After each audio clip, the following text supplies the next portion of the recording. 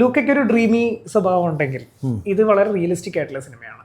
നമുക്ക് ഒരു ആർട്ടിനെ ഭയങ്കര റിയലിസ്റ്റിക് ആയിട്ടും ചെയ്യാം, ഭയങ്കര സർറിയലായിട്ടും ചെയ്യാം, ഭയങ്കര അപ്പോൾ ലൂക്കയ്ക്ക് മറ്റേ അപ്രോച്ച് ആണെങ്കിൽ ഇത് ഭയങ്കര റിയലിസ്റ്റിക് ആയിട്ടുള്ള അപ്രോച്ചാണ്. രണ്ടും രണ്ട് ജോണർ പോലെ. Simplicity is the most complex art. അപ്പോൾ ഏറ്റവും സിമ്പിൾ ആയിട്ടുള്ള ഒരു സിനിമ ചെയ്യാനുള്ള ഒരു കോൺഷ്യസ് ഡിസിഷനിൽ തന്നെയാണ് മിണ്ടിയും പറഞ്ഞ് ചെയ്യുന്നത്. ഞാൻ ഒരു 100% ഒരു പൈങ്കിളി അപ്രോച്ച് അല്ല ഈ കഥകൾക്കൊന്നും.